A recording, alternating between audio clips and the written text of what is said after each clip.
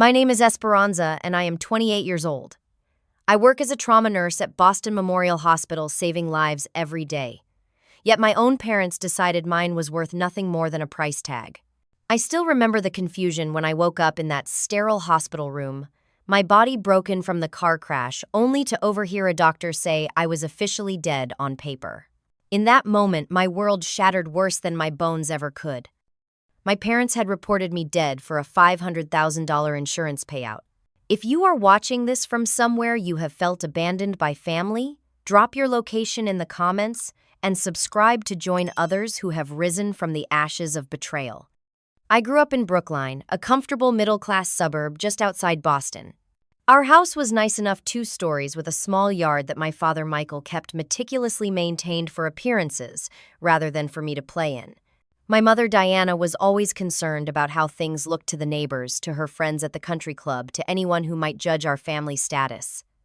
From the beginning, there was always something missing between us. When other kids got hugs, I got pats on the shoulder. When they got words of encouragement, I got critiques on how to improve. My parents were never abusive in the traditional sense, just cold, distant, as if I were a project they were managing rather than a daughter they loved. Esperanza, sit up straight. The Johnsons are coming over, my mother would say, smoothing her own perfectly pressed outfit. And for goodness sake, tuck in that shirt. We are not animals. My father was slightly warmer, but only in brief moments when my mother was not around. He would sometimes wink at me across the dinner table or bring me a small gift after business trips. But these moments were rare islands in an ocean of emotional absence. As I entered high school, I began to understand more about our family dynamics. My father owned a real estate company that had been successful in the 90s but had been struggling for years. The 2008 housing crash hit him particularly hard, though we continued to live as if nothing had changed. My mother refused to adjust her spending habits, continuing to shop at high-end boutiques, maintaining her country club membership, and hosting elaborate dinner parties. We have a reputation to maintain, she would insist whenever my father brought up their dwindling bank account. Do you want everyone to think we have failed? Meanwhile, I was developing my own interests, particularly in science and medicine. When I announced my intention to become a nurse during my junior year of high school, my parents reacted with barely disguised disappointment. A nurse? But you could be a doctor if you applied yourself, my father said. Or, better yet, a lawyer, my mother added. The miller's daughter just got accepted to Harvard Law. That is the kind of career that would reflect well on this family. Despite their disapproval, I pursued my dreams. I worked hard through high school, earned a partial scholarship to Boston University, and graduated with a nursing degree. The day I got my acceptance letter to the nursing program at Boston Memorial Hospital, I called home excitedly. That is nice, dear, my mother said flatly. The Andersons' son just made partner at his law firm. 29 years old and already making 6 figures. Such a shame you did not listen to us. When I turned 25, my parents insisted I sign some paperwork for what they called responsible financial planning. It was a life insurance policy for $500,000. I remember thinking it was strange given my age, but they were insistent. Everyone needs life insurance, Esperanza, my father said, pushing the papers across their glass dining table. What if something happens to you? There would be expenses. But I am 25 and healthy, I protested. Do not be naive, my mother snapped. Accidents happen every day. Besides, it is simply what responsible adults do. Not wanting to cause conflict, I signed the documents without reading the fine print. I had been trained by a lifetime of conditional approval to avoid rocking the boat. Now I realized they had already begun planning even then. 3 years passed. I built a life at the hospital, made friends with other nurses, dated occasionally, though nothing serious developed. My parents and I settled into a routine of obligatory monthly dinners and occasional holiday gatherings, our relationship cordial but shallow. I had recently received a promotion to senior trauma nurse with a modest but meaningful salary increase.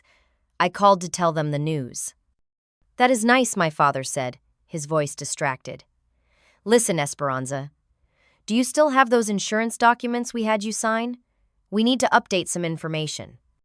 It struck me as odd, but I promised to look for them. Before I could, however, everything changed. It was a Friday night in October. Rain pounded against my windshield as I drove home from a 12-hour shift. The roads were slick, visibility poor. I remember approaching the curve on Riverside Drive, my headlights reflecting off the wet asphalt. Then headlights coming toward me too fast, too close to the center line.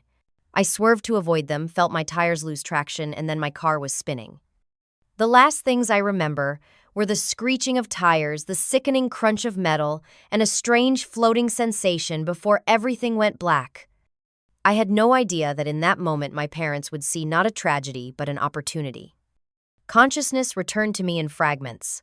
First, there was sound, the steady beep of monitors, and the muffled voices of people nearby. Then sensation pain radiating through my body, the scratch of hospital sheets against my skin. Finally, sight, as I forced my heavy eyelids open to a world that was too bright, too sharp. A hospital room came into focus. Not my hospital, not a place I recognized. Tubes and wires connected me to machines that tracked my vital signs. My left leg was suspended in a cast, my right arm similarly immobilized. Bandages wrapped around my torso made it difficult to breathe deeply, and when I tried to move, pain shot through me like electricity. "Hello," I attempted to call out, but my voice emerged as a croak, my throat raw from what I would later learn was an intubation tube that had been removed just days earlier. A nurse I did not recognize rushed in, her eyes widening when she saw me conscious. "Dr. Marcus," she called over her shoulder. "She is awake." A tall man with salt and pepper hair and kind eyes appeared moments later, chart in hand. "Good morning," he said, approaching my bedside. "I am Dr. Marcus Chen. You are at Riverside General Hospital. Can you tell me your name?" "Esperanza," I managed. "Esperanza Callahan." He nodded, making notes. "Do you know what day it is?" I did not. When he told me it was October 23rd, I realized with shock that 8 days had passed since my accident. "You have been in a medically induced coma," Dr. Marcus explained gently. "Your injuries were severe, but you are stable now. You suffered a broken femur, fractured radius, 4 broken ribs, a punctured lung, and a significant concussion. You are very lucky to be alive." Lucky. The word would take on a bitter irony in the hours to come. "My parents," I said, the words difficult to form. "Has anyone called my parents?" A strange expression crossed Dr. Marcus's face, but he quickly masked it. "We will discuss that shortly. First, let me check your vitals." As he examined me, I learned that my wallet had been destroyed in the crash, and with no phone or identification on me, they had struggled initially to identify me. A hospital administrative error had apparently occurred during the chaos of that night, with multiple crash victims arriving simultaneously. Later that afternoon, as I drifted in and out of a medication-induced haze, I overheard a conversation outside my door that made no sense at the time. "The paperwork for the Callahan girl has become a nightmare," a woman's voice said. "The death certificate was already processed. Insurance has been notified. Now we have to undo all of it." "Keep your voice down," another voice hissed. "This is exactly the kind of administrative error that leads to lawsuits." When Dr. Marcus returned to check on me that evening, I was more alert and immediately questioned him. "I heard someone talking about a death certificate with my name on it," I said. "What is going on?" He sat down heavily in the chair beside my bed, his expression grave. "Esperanza, there has been a situation. Due to the administrative error I mentioned, some incorrect information was entered into the system. We are working to correct it." "What kind of incorrect information?" I pressed. He hesitated, then spoke carefully. "When you were brought in the confusion of multiple traumas arriving simultaneously, there was a mix-up. Another patient died that night, and somehow the paperwork became confused. For a brief period, you were incorrectly listed as deceased in our system." Something in his tone told me there was more to the story. And before we could correct the error, notifications went out automatically. Your emergency contacts were informed. "My parents think I am dead," I gasped, the pain in my chest intensifying. "We contacted them immediately when we discovered the error," Dr. Marcus assured me. "That is the strange part. They did not seem surprised when we told them you were alive. In fact, they seemed what I demanded." "Disappointed," he admitted reluctantly. "And they have not come to see you despite our calls informing them of your location and condition." A cold feeling washed over me, different from the physical pain of my injuries. "There is something you are not telling me." Dr. Marcus looked deeply uncomfortable. "Yesterday, One of our administrators was going through paperwork and discovered something concerning. It appears that despite being informed of our error, your parents proceeded with filing your death certificate with vital records.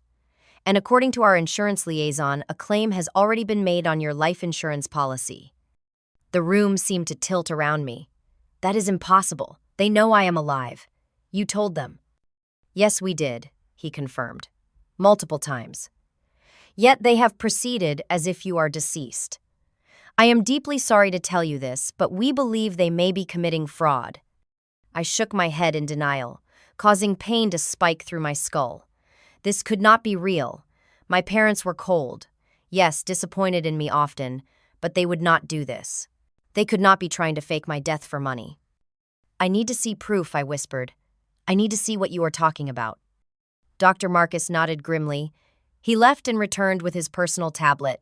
He pulled up a local news website and handed it to me. There, in the obituary section, was my name. Esperanza Maria Callahan, beloved daughter of Michael and Diana Callahan, passed away tragically on October 15th, following a car accident. Esperanza, 28, was a dedicated nurse who touched many lives through her work. She will be deeply missed by her parents and extended family. Funeral services will be held tomorrow at St. Catherine's Church at 11 a.m. The words swam before my eyes, their false sentiment more painful than my physical injuries. The obituary got details of my life wrong, claiming I had attended schools I had never gone to and won achievements I had never earned. It was as if they were describing the daughter they had wanted rather than the one they had. And at the bottom was the most chilling detail of all. In lieu of flowers, the family requests donations be made to the Esperanza Callahan Memorial Fund. They were not just claiming my insurance money. They were using my fake death to solicit donations as well. I dropped the tablet onto the bed, my hands shaking uncontrollably. They are having my funeral tomorrow, I whispered, while I am still alive. We need to call the police, I said immediately, my voice stronger than I expected given the circumstances. Dr. Marcus raised a cautioning hand. We will, but I think we should gather more information first. Accusations like this are extremely serious. What more do you need? I demanded. They filed a death certificate for me while knowing I am alive. They are holding a funeral for me tomorrow. I understand your distress, he said gently. But if we are going to build a case, we need evidence beyond just the obituary and funeral announcement. Despite my frustration, I recognized the wisdom in his approach. As a nurse, I was trained to collect data before drawing conclusions, even when the pattern seemed obvious. What do you suggest? I asked. Let me check the visitor logs and security footage first, Dr. Marcus offered. If they truly knew you were here and alive, there should be evidence of their knowledge. While he was gone, I lay in my hospital bed, mind racing through memories of my relationship with my parents, searching for signs I might have missed. Had there been clues of this level of callousness, this degree of greed? I remembered my father's increasing financial stress, my mother's refusal to curtail her spending, their strange insistence on the life insurance policy. Pieces were starting to fit together in a horrifying puzzle. Dr. Marcus returned an hour later with a security guard who brought a laptop. I have reviewed the visitor logs, he said grimly. Your parents came to this hospital 3 days ago. They spoke with administration but never requested to see you. Show me, I whispered. The security guard pulled up footage showing my parents in the hospital lobby speaking with a woman at the administrative desk. They were dressed in dark clothing, appearing appropriately somber, but their body language was all wrong. There was no desperation of parents seeking a supposedly dead daughter, no shock or joy at learning of a miraculous survival. Instead, they appeared to be handling a business transaction. Can we get audio? I asked. No, but we have the statement from Miss Patel at the front desk, Dr. Marcus said, handing me a printed email.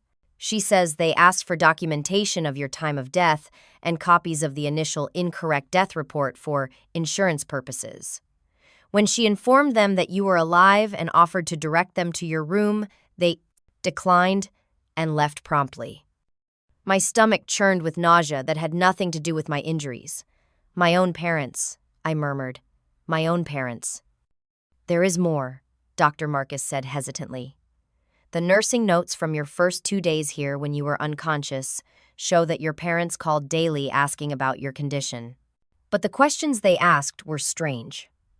According to the notes, they repeatedly asked about time of death and whether organ donation had been discussed even after being told multiple times that you were alive.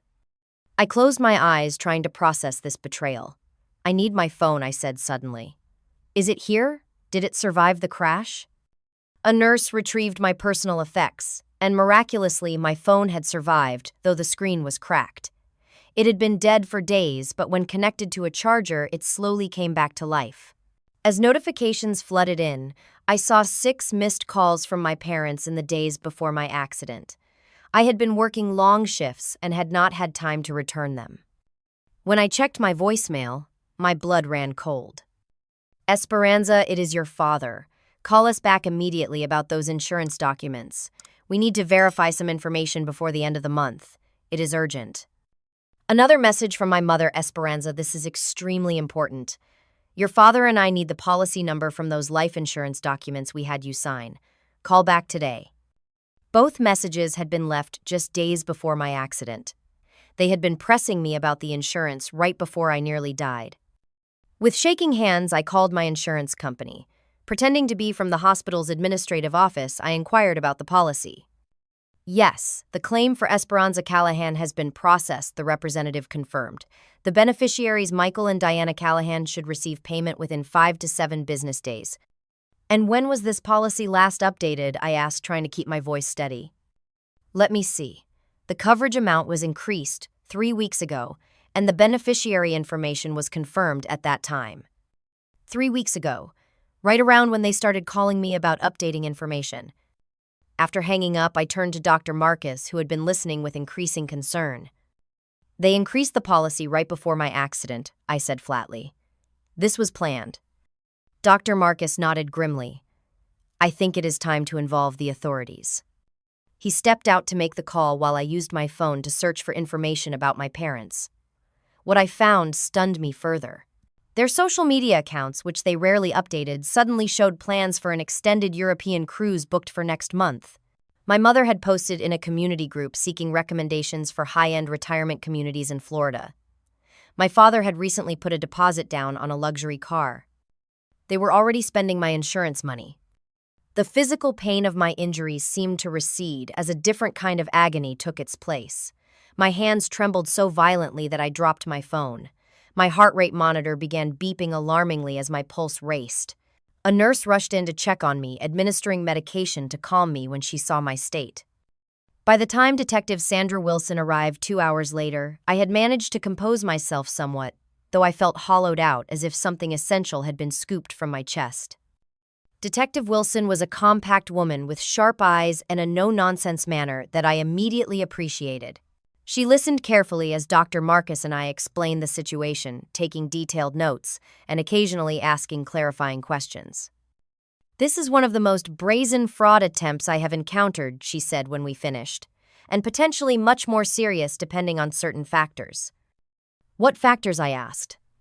"The timing of the policy increase so close to your accident raises serious questions," she explained.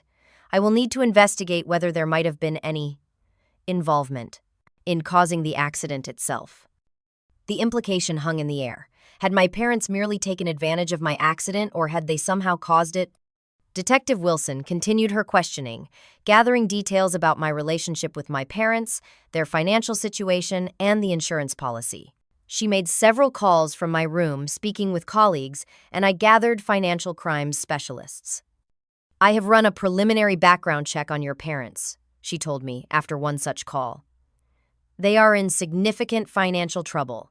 There are multiple foreclosure notices on their property tax liens and collection accounts. Your father's business appears to be on the verge of bankruptcy." I nodded numbly. I had known things were strained, but not to this extent. "What happens now?" I asked. Now Detective Wilson said, her expression determined. "We prepare to attend a funeral." The next morning brought fresh challenges. Simply sitting upright caused stabbing pain through my ribs and back. Walking to the bathroom with assistance left me pale and sweating. The idea of attending my own funeral seemed physically impossible. "I do not think you should go," Dr. Marcus said firmly, after examining me. "Your body has suffered severe trauma. The stress alone could cause significant setbacks in your recovery. I have to go, I insisted, gritting my teeth against the pain. I need to see their faces. I need them to see mine. Detective Wilson, who had returned early that morning, looked concerned. Your testimony will be crucial to our case, but your health comes first. Perhaps we could video the confrontation instead. No, I said more forcefully than I intended. This has to happen in person. They tried to erase me. I need to stand before them solid and real. Seeing my determination, Dr. Marcus reluctantly agreed to provide medical support. I will arrange for portable monitoring equipment and have a medical team on standby. But at the first sign of serious distress, we are bringing you back here immediately. A hospital therapist named Grace came to help me prepare psychologically for the confrontation. What you are about to experience is extraordinarily unusual, she explained. People who attend their own funerals and movies experience shock, but there is usually humor or warmth involved. What you will face is a profound betrayal being enacted in real time. Are you prepared for what your parents might say or do when they see you? I considered her question carefully. I think I have already experienced the worst they can do to me, I said finally. They declared me dead for money. Nothing they can say will hurt more than that. Grace nodded, though her expression suggested she was not entirely convinced. Remember that you control how long you stay and how much you engage. Detective Wilson and her team will handle the legal aspects. Your job is simply to be present and to protect your well-being. As Grace spoke with me, Detective Wilson was coordinating with uniformed officers who would accompany us to the church. She explained the legal process that would follow. Insurance fraud of this magnitude carries significant penalties, she told me.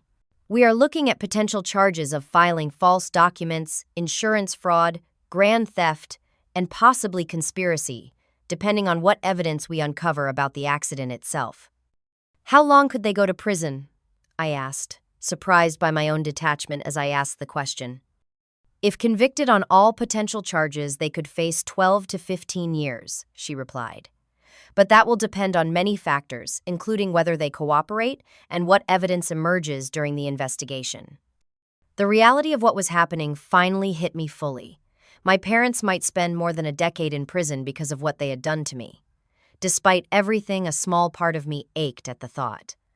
My colleague and friend Rachel arrived around 9 that morning carrying a bag with clothes suitable for a funeral. When Dr. Marcus had called her with my permission to explain the situation, she had been horrified and immediately offered to help. I cannot believe this, she said, hugging me as gently as possible given my injuries. I saw the obituary online and was devastated. I was going to attend the funeral to say goodbye to you. Now I will be there for a very different reason. Rachel helped me dress in a simple black dress, moving carefully around my cast and bandages. She brushed my hair and applied minimal makeup, making me look more alive than I felt. You look strong, she said, stepping back to survey her work, wounded but unbroken. As I gazed at my reflection in the mirror Rachel held up, I barely recognized myself. Bruises in varying shades of purple and yellow marred my face. A bandage covered a gash along my hairline. My complexion was pale from blood loss and days without sunlight, but my eyes burned with a fierce determination I had never seen there before. Perfect for crashing my own funeral, I said, attempting a grim smile that pulled at my split lip. While Rachel helped me prepare, the hospital administration was meeting with their legal team. Dr. Marcus returned with news that they would fully cooperate with the investigation. The hospital acknowledges that the initial administrative error with your records created an opportunity for this fraud, he explained. While we corrected it and made appropriate notifications, we want to ensure that justice is served. By 10:30, local news stations had gotten wind that something unusual was happening. Detective Wilson fielded several calls refusing to provide details but acknowledging that an investigation was underway involving the Callahan funeral. The media presence might actually work to our advantage, she told me. Your parents will be less likely to create a scene with cameras potentially present. As the time approached to leave for the church, I found myself looking at old photos of my family on my phone. There I was at 10, standing stiffly between my parents at a school function, their hands on my shoulders, but not quite touching me with warmth. Another from my high school graduation, their smiles tight and formal. My nursing school graduation, which they had attended, reluctantly checking their watches throughout the ceremony. Had they ever truly loved me? Or had I always been just a possession to them, an extension of their image, and ultimately a financial asset to be liquidated when needed? The thought sent a chill through me just as Dr. Marcus arrived with a wheelchair. "Are you ready?" he asked gently. No, I was not ready. I would never be ready for this, but I nodded anyway, allowing him and Rachel to help me into the wheelchair. A portable heart monitor was discreetly attached beneath my clothing, and Dr. Marcus placed an emergency medical bag on my lap. "Just in case," he said. The journey to the car was painful, each bump sending spikes of agony through my broken body. Detective Wilson waited beside a black, unmarked police car, two uniformed officers standing nearby. Rachel squeezed my hand before stepping back to follow in her own car. As Detective Wilson and an officer helped me into the back seat, I caught sight of my reflection in the car window. Beyond the bruises and bandages, I saw something new in my expression: resolve. Whatever happened next, I would face it, on my terms, not theirs. The drive to St. Catherine's Church took only 15 minutes, but it felt like crossing a boundary between two lives: the person I had been before, understanding my parents' betrayal, and whoever I would become after confronting it. As we pulled up near the church, I could see people arriving dressed in dark clothing. Many I recognized from my parents' social circle, business associates of my father, friends of my mother from the country club. Few were people I considered close to me. This funeral, like much of my relationship with my parents, was more about them than me. And there, greeting guests at the entrance, stood my parents. My mother wore an expensive black dress with pearl accessories, her makeup flawlessly applied to suggest she had been crying. My father stood solemnly in a dark suit, shaking hands with arrivals, accepting embraces and condolences with a grief-stricken expression I now recognized as entirely manufactured. They looked exactly like bereaved parents should look. It was perhaps the best performance they had ever given. And I was about to bring the curtain down on their final act. Detective Wilson parked the car where we could observe the church entrance without being easily spotted. We watched as the last mourners entered and the heavy wooden doors closed behind them. "Are you absolutely certain you want to do this?" Detective Wilson asked me one final time. "We have enough evidence to proceed with charges. You do not have to put yourself through this." I took as deep a breath as my broken ribs would allow. "I am certain. They need to see me. Everyone needs to see that I am alive." She nodded, signaling to the officers who had arrived in a separate vehicle. One helped me from the car into the wheelchair while Detective Wilson briefed the others on the plan. "We will enter through the side door," she explained quietly. "Officer Jenkins will go first to ensure it is unlocked. We will wait in the vestibule until I give the signal. Officers Parker and Reynolds will position themselves at the back of the church. When we proceed down the aisle, they will move to block the main exits." Rachel arrived and took her position behind my wheelchair. Dr. Marcus checked my vital signs once more, frowning slightly at my elevated heart rate but saying nothing. We moved slowly toward the side entrance of St. Catherine's, the small procession oddly funeral-like itself, as if we were burying the last of my illusions about my family. Officer Jenkins held the door as Detective Wilson and Rachel carefully maneuvered my wheelchair into the vestibule. From here we could hear my father's voice echoing through the church, delivering what appeared to be a eulogy. "Our beautiful daughter Esperanza was taken from us too soon," he was saying, his voice breaking at all the right moments. "She was the light of our lives, our greatest joy and pride." The words, so contrary to how they had actually treated me throughout my life, made me feel physically ill. Detective Wilson squeezed my shoulder gently, her touch grounding me in the moment. We could see through a crack in the inner door. The church was nearly full, with perhaps 60 people seated in the pews. A large portrait of me, clearly a professional photograph that had been enlarged and framed, stood on an easel beside an ornate but empty casket. I noticed with a jolt that they had used a picture from my college graduation, but had photoshopped my graduation cap to remove the nursing school insignia. Even in death, they were erasing who I really was. My father continued his performance, describing the accident in lurid, fabricated detail. "The doctors told us she never suffered," he said solemnly.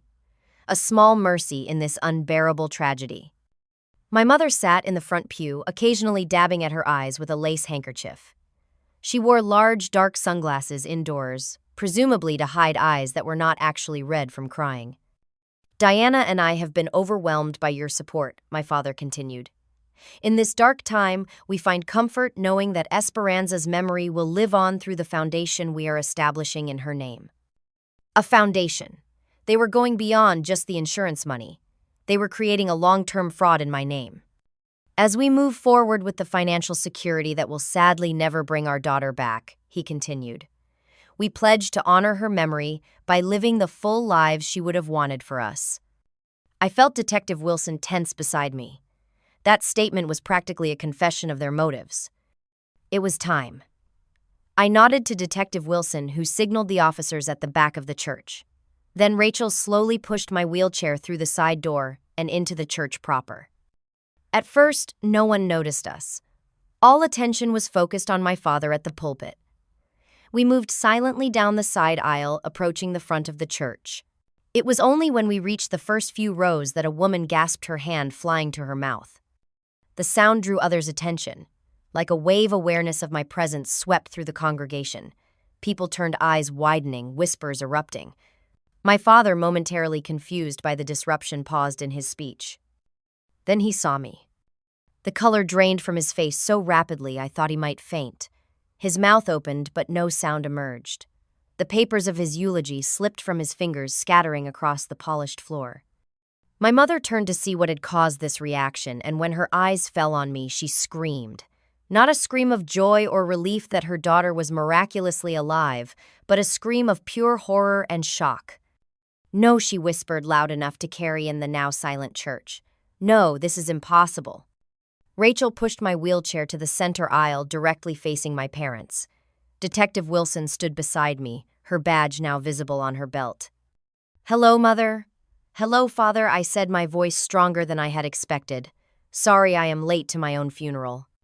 My father seemed to recover slightly, his expression shifting from shock to calculation. "Esperanza," he stammered. "This is a miracle. We were told you died in the accident." "No, you were not," I replied calmly. "The hospital informed you multiple times that I was alive. You chose to proceed with an insurance claim and funeral anyway." Murmurs rippled through the congregation. People began to stand, moving awkwardly in the pews, uncertain whether to stay or leave. My mother suddenly laughed, a high, brittle sound that contained no humor. "Well, this is inconvenient," she said, removing her sunglasses to reveal dry, irritated eyes. "Your life is worth more dead than alive, Esperanza. Always has been." Gasps echoed through the church at her callousness. My father shot her a warning look, but it was too late. "Diana, be quiet," he hissed, but she was beyond caution now. "Why should I?" she snapped. "The insurance company will find out anyway. Might as well admit it." She turned to face me directly. "We have given you everything, supported you your whole life. And what did we get in return? A daughter who chose to become a nurse instead of someone important. Someone who could have secured our retirement." My father, seeing that the situation was beyond salvaging, dropped all pretense. "We did not need you," he said coldly. "We needed the money. Our business is failing, our house is being foreclosed on next month, and your mother refuses to give up her lifestyle. The insurance payout was our only way out." Detective Wilson stepped forward. "Michael and Diana Callahan, I am Detective Sandra Wilson of the Boston Police Department. You are under arrest for insurance fraud, filing false documents, and grand theft." As if her words were a trigger, my parents both suddenly bolted in opposite directions. My father headed for the side door, while my mother ran toward the back. But the officers Detective Wilson had positioned were ready. Within moments, both my parents were apprehended before they could exit the building. As they were being handcuffed, I asked Rachel to wheel me closer to them. "I came here today because I needed to see your faces when you realized your plan had failed," I said, my voice echoing in the hushed church. "I needed everyone here to see who you really are. Not grieving parents, but con artists willing to declare their own daughter dead for money." My mother glared at me with naked hatred. My father would not meet my eyes at all. "For 28 years, I tried to earn your love." I continued, addressing not just them, but the stunned congregation as well. "I now realize it was never available to me. You cannot love another person when you have no capacity for it. As the officers began to lead my parents away, my father finally looked at me. You will regret this, he said. We are still your parents. No, I replied firmly. You forfeited that right when you declared me dead for profit. The officers escorted them down the aisle and out of the church, my mother still hurling accusations and justifications, my father having lapsed into stony silence. In their absence, the church erupted into chaotic conversation. Some people approached me expressing shock and sympathy. Others slipped away quietly, perhaps embarrassed by their participation, or worried about being associated with the scandal.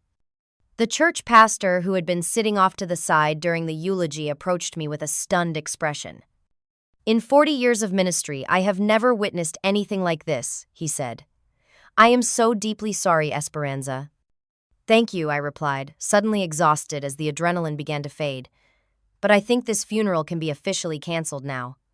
As Rachel prepared to wheel me out, I looked once more at the portrait of myself, at the empty casket that had been meant to symbolize my death. A strange sense of peace washed over me. The person I had been, the daughter desperate for parental approval, was indeed gone.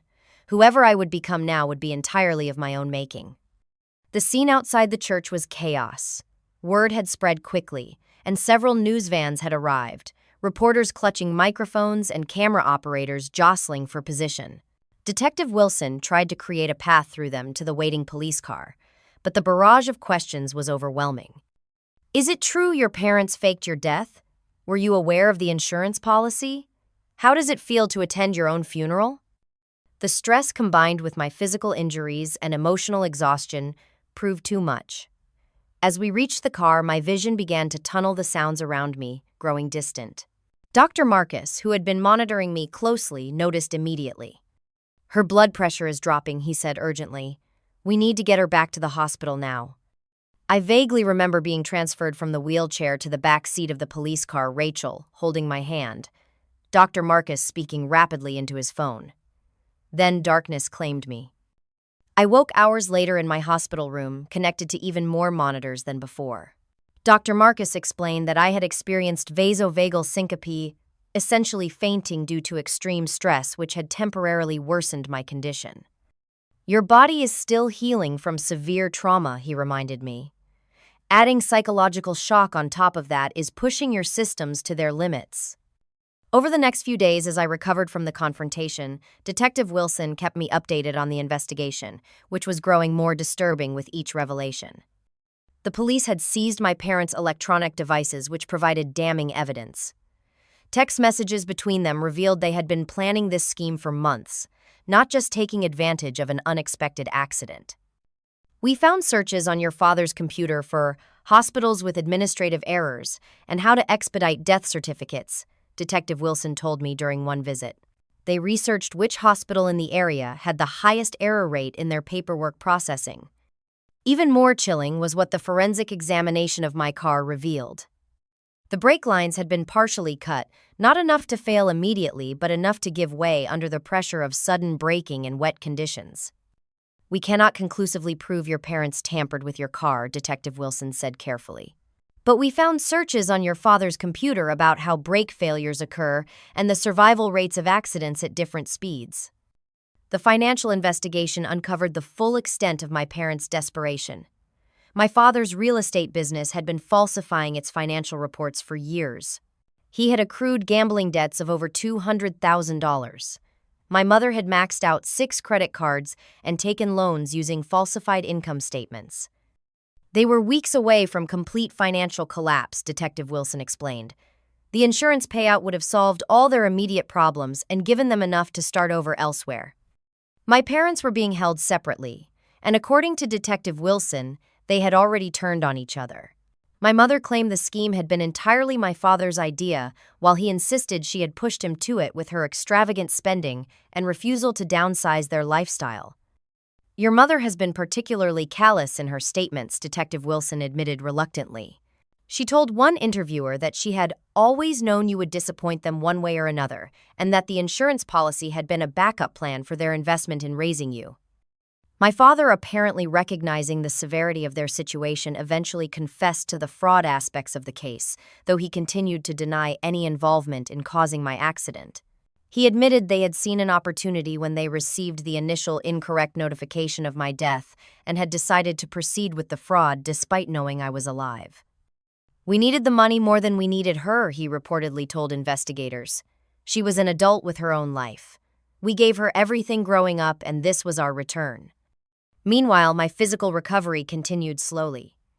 My colleagues from Boston Memorial Hospital visited regularly, bringing flowers, books, and most importantly, their unwavering support. Rachel came daily, helping me with physical therapy exercises and keeping my spirits up with her dark humor and fierce loyalty. "You know," she said one afternoon as she helped me take a short walk down the hospital corridor, "most people just get therapy for their parent issues. You went straight to having them arrested. Efficient." Despite the gravity of the situation, I found myself laughing for the first time since the accident. The media interest in my story intensified as details emerged. National news outlets picked up the story, dubbing it the resurrection fraud and funeral crasher daughter. I declined all interview requests, but that did not stop speculation and reporting. Some of the coverage was sympathetic, portraying me as the victim of unimaginable parental betrayal. Other outlets questioned whether I had somehow contributed to my parents' financial distress or had been complicit in the early stages of the plan. "Just ignore it all," Detective Wilson advised. "What matters is the evidence, which is overwhelmingly in your favor." 3 weeks after the funeral confrontation, my parents were formally indicted by a grand jury on charges of insurance fraud, filing false documents, grand theft conspiracy, and attempted manslaughter. The last charge was based on the forensic evidence from my car, which, while not conclusive, was compelling when combined with their internet searches and financial motives. They both pleaded not guilty at their arraignment, appearing in court in orange jumpsuits, handcuffed, and looking much older than I remembered them. It was the first time I had seen them since the funeral, and I was surprised by my own lack of emotion. Where once there might have been anger or hurt, I felt only a hollow detachment, as if observing strangers who happened to share my DNA. The judge denied bail, citing flight risk, due to the severity of the charges and evidence. They had been researching countries without extradition treaties. As I watched them being led back to their cells, I realized that the parents I thought I had known never really existed. They had been playing roles, maintaining appearances, while hiding their true selves. The tragedy was not that they had changed, but that I was finally seeing who they had always been. 6 months passed before my parents' case went to trial. During that time, I focused entirely on rebuilding my life. My physical recovery progressed steadily, though doctors warned I would likely always have some pain from the more severe injuries. I graduated from a wheelchair to a walker, then to a cane, and finally to walking unassisted, each step a victory. The trial itself lasted 3 weeks, with extensive testimony from medical experts, financial investigators, forensic specialists, and me. Sitting in the witness box, I recounted the entire ordeal in detail, from the accident to the hospital awakening to the funeral confrontation. The defense attorneys attempted to portray my parents as desperate people who had made a terrible mistake under financial pressure rather than calculating criminals. But the evidence was overwhelming, particularly the electronic records showing their months of planning. When the verdict finally came, it was unanimous on all counts. My father was sentenced to 15 years in prison for his role as the primary planner. My mother received 12 years. Both were ordered to pay restitution to the insurance company and additional damages to me. At the sentencing hearing, I was given the opportunity to make a victim impact statement. Standing before the court, I felt an unexpected calm. "The physical injuries I sustained in the accident will eventually heal," I began. "The betrayal I experienced at the hands of my parents never will. They did not just attempt to steal money. They tried to erase my existence for their financial gain." I looked directly at them as I continued. "Despite everything, I do not hate you. Hatred would require an emotional investment I am no longer willing to make. Instead, I pity you for being so consumed by greed and materialism that you were willing to sacrifice your only child. That emptiness inside you is a prison far worse than the one you will now occupy." In the months following the trial, I faced the practical challenges of rebuilding my identity. Legally, I had to petition the court to invalidate my death certificate, a surreal process that involved proving I was in fact alive. The insurance company settled with me directly after I demonstrated I had no knowledge of or involvement in the fraud. They even offered me a position as a fraud prevention consultant, which I politely declined. With the settlement money and victims' compensation, I was able to purchase a small apartment in a different neighborhood far from any associations with my parents.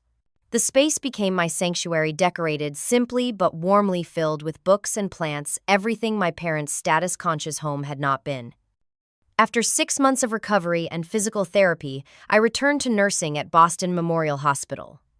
My colleagues welcomed me back with open arms, understanding when I needed to take breaks or had difficult days.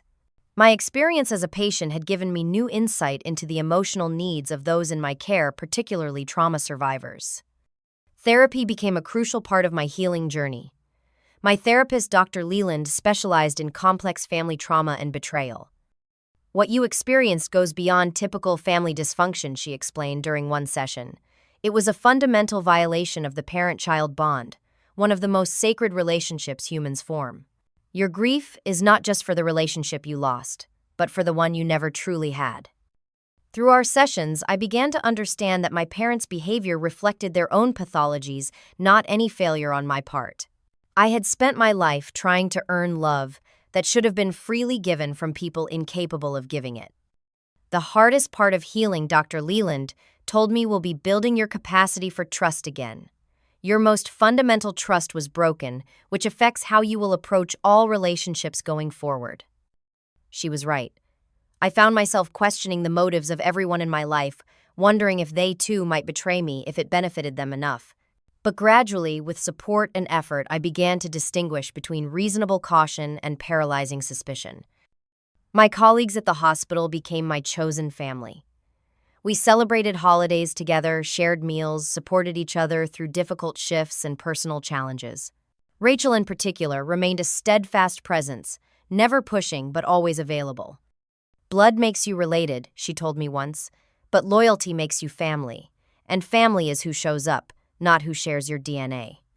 Her words resonated deeply, becoming something of a mantra for me, as I rebuilt my concept of connection and belonging. Both my parents wrote to me from prison seeking contact. My father's letters were filled with justifications and subtle blame, claiming he had done it all for the family. My mother's alternated between self-pity and attempts at emotional manipulation.